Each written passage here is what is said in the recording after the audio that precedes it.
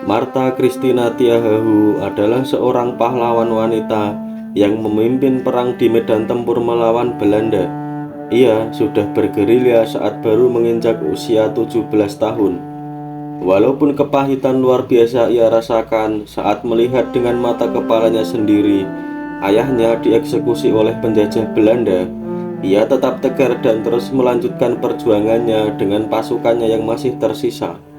Namun, pada akhirnya ia harus menghembuskan nafas terakhir dan jenazahnya ditenggelamkan di Laut Banda. Lalu, bagaimana cerita selengkapnya? Di antara hiruk-pikuk sejarah, kadang terselip kisah-kisah yang sangat luar biasa.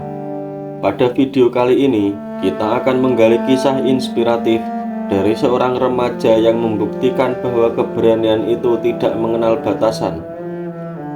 Ini adalah kisah tentang Martha Christina Tiahahu, lahir di desa kecil di Maluku pada awal abad ke-19. Martha Christina tumbuh menjadi seorang anak yang tangguh dan bersemangat.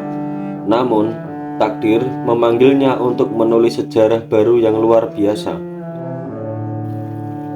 Ketika Belanda memperluas cakrawalanya di Kepulauan Maluku, Martha Christina tidak tinggal diam. Dengan hati yang penuh keteguhan, ia menjadi salah satu remaja yang ikut andil dalam perlawanan terhadap penindasan. Walaupun pada saat itu usianya baru belasan tahun, dengan keberaniannya yang mengagumkan, Martha Christina maju di barisan paling depan di dalam pertempuran melawan pasukan kolonial. Meskipun terkadang kalah dalam jumlah, semangat juangnya tidak pernah padam. Keberaniannya tidak hanya terlihat di medan perang saja. Martha Christina juga menjadi teladan dalam memperjuangkan martabat dan juga kebebasan. Meskipun namanya mungkin tidak seterkenal pahlawan lainnya, namun warisannya terus hidup dalam semangat perlawanan dan keadilan. Martha Christina Tiahahu dilahirkan di desa Santiago de Abubu, Pulau Nusa Laut dekat Maluku, pada tanggal 4 Januari tahun 1800 Masehi. Ayahnya adalah Kapitan Paulus Tiahahu dari klan Soa Ulu Putih. Setelah ibunya yang bernama Petronella Warlau meninggal saat dia masih bayi, Tiahahu kecil dibesarkan oleh ayahnya. Bagi Martha, Kapitan Paulus Tiahahu adalah ayah, guru sekaligus mentor. Sebagai seorang anak, dia mempunyai sifat keras kepala dan selalu mengikuti ayahnya kemanapun ia pergi. Kehidupannya mulai berubah saat ia menginjak usia belia. Ketika wanita lain saat menginjak remaja lebih memilih ikut ibunya pergi ke ladang ataupun memasak di dapur, Martha tidak pernah lepas dari genggaman sang ayah. Ia mulai sering mengikuti Kapitan Paulus dalam rapat-rapat dengan para pejuang kemerdekaan. Dan dari sana pula lah jiwa nasionalisme dan patriotisme Martha terus tumbuh dan mengakar di dalam relung hati yang paling dalam. Dari pertemuan dengan para pejuang itu pula, Martha mengenal sahabat sang ayah, yakni Thomas Matulesi, atau yang lebih dikenal dengan nama Kapitan Patimura. Tidak hanya sekedar mengikuti rapat, ia juga mulai ikut dalam perencanaan perang serta membangun kubu-kubu pertahanan. Siang dan malam, Martha berkumpul dengan para pejuang lainnya untuk membicarakan penyerangan terhadap Belanda yang sudah sewenang-wenang dalam memperlakukan rakyat Maluku. Sebagai anak sulung, Martha Christina berupaya untuk selalu menjadi pelindung bagi keluarganya. Ketika menginjak usia 17 tahun, ia sudah mengikuti ayahnya untuk memimpin perlawanan di Pulau Nusa Laut. Pada waktu yang sama, Kapitan Patimura sedang mengangkat senjata melawan kekuasaan Belanda di Saparua. Perlawanan di Saparua menjalar ke Nusa Laut dan di daerah sekitarnya. Martha Christina selalu ikut andil di dalam setiap perjuangan di tanah Maluku. Dengan rambut panjangnya yang terurai ke belakang serta memakai sebuah ikat kepala berwarna merah, yang menandakan bahwa ia adalah seorang pemberani dan tidak mengenal rasa takut. Ia selalu setia mendampingi ayahnya di dalam setiap pertempuran, baik di Pulau Nusa Laut maupun di Pulau Saparua. Ia juga selalu berupaya untuk membangkitkan semangat kaum wanita yang ada di sekitarnya, agar ikut membantu kaum pria di dalam setiap medan pertempuran. Tahun 1817, pada saat Pattimura sedang mengobarkan perang melawan Belanda di Saparua, Kapitan Paulus Tiahahu dan Martha Christina juga mengangkat senjata di Pulau Nusa Laut. Para pejuang dan rakyat Nusa Laut bahu-membahu untuk bertempur melawan Belanda dan ingin segera mengakhiri kekuasaan kolonial di tanah Maluku. Terjadinya perlawanan di Maluku didasari oleh adanya tindakan monopoli perdagangan rempah-rempah yang dilakukan Belanda melalui pelayaran Hongi. Kemudian muncul kesengsaraan bagi rakyat Maluku karena kebijakan penyerahan wajib berupa penyerahan ikan asin, kopi, dan hasil laut lain kepada Belanda. Kemudian pada tanggal 14 Mei 1817, Kapitan Paulus Tiahahu dan para pejuang mengadakan rapat di tengah hutan tidak jauh dari tempat tinggal Martha. Pada malam itu, mereka merencanakan strategi untuk merebut benteng Beverwyck di Pulau Nusa Laut dari tangan Belanda. Di akhir pertemuan, para pejuang mengadakan sumpah setia untuk melakukan perlawanan sampai titik darah penghabisan. Menjelang subuh, para pejuang mulai melakukan pergerakan untuk mendekati benteng Beverwyck yang berada di pinggiran pantai Nusa Laut. Kapitan Paulus Tiahahu bersama Martha terlebih dahulu bergerak untuk melumpuhkan dua penjaga benteng yang masih terlelap. Setelah memberikan aba-aba, ratusan prajurit bermunculan dari dalam hutan dan siap untuk melakukan penyerangan ke benteng Beverwyck.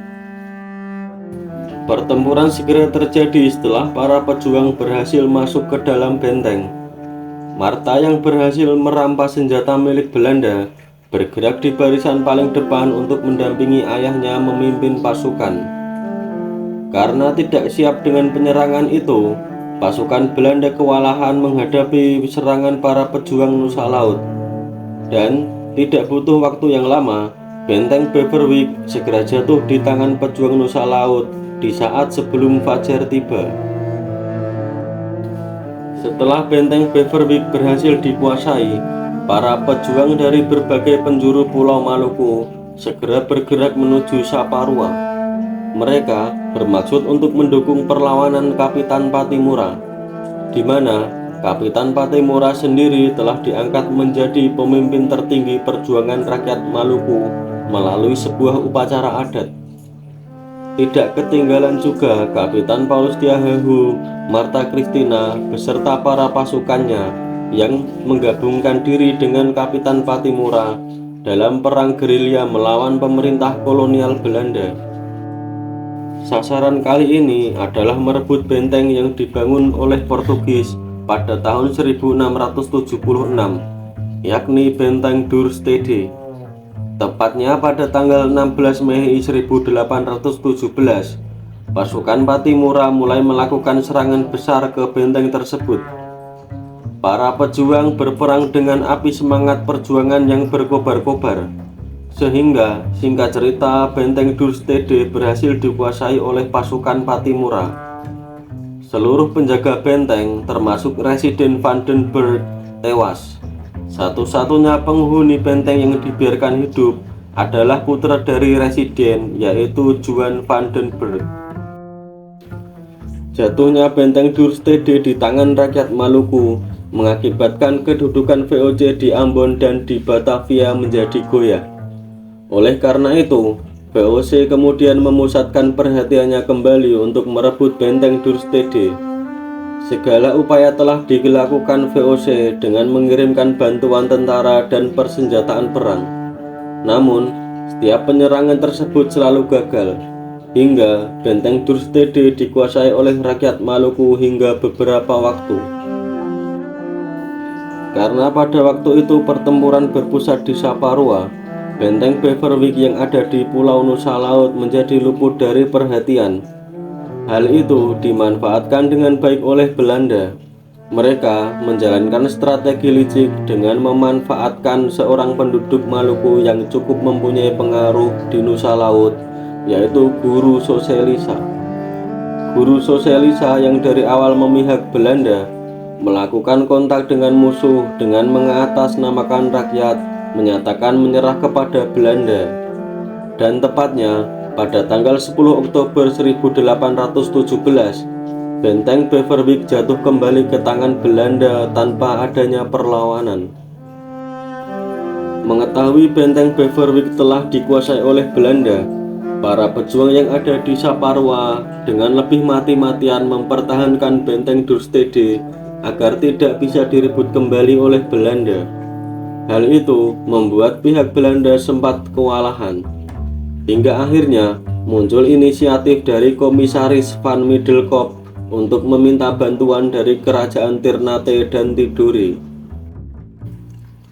Pada bulan November 1817, VOC mengirimkan armada yang berjumlah 1.500 orang atas sumbangan dari Raja Ternate dan Tidore. Penyerbuan ini dipimpin oleh Komisaris Jenderal A.A. Buysckers. Strategi yang dilakukan oleh Buysckers cukup berhasil dengan menguasai pulau-pulau yang berada di sekitar Saparua untuk memojokkan pasukan Pattimura. Pada akhirnya, karena persediaan peluru dan juga mesiu mulai habis, Pattimura beserta pasukannya pergi meninggalkan Benteng Dorstede, dan Benteng Dorstede pun berhasil dikuasai oleh Belanda kembali. Para pejuang yang meninggalkan Benteng Dorstede berlari menuju pegunungan Olat Ou untuk kembali menghimpun kekuatan. Dalam pasukan tersebut terdapat pula Marta Christina dan juga para raja dari Nusa Laut. Dari atas pegunungan, para pejuang tetap melakukan pertempuran secara gerilya untuk menghadapi Belanda yang mengejar mereka. Pada tanggal 11 Oktober 1817, pasukan Belanda di bawah pimpinan Richemont bergerak ke Olat. Mereka bermaksud untuk menggempur pejuang Maluku yang sedang tersudut. Namun dengan kegigihannya, para pejuang berhasil memukul mundur pasukan Belanda.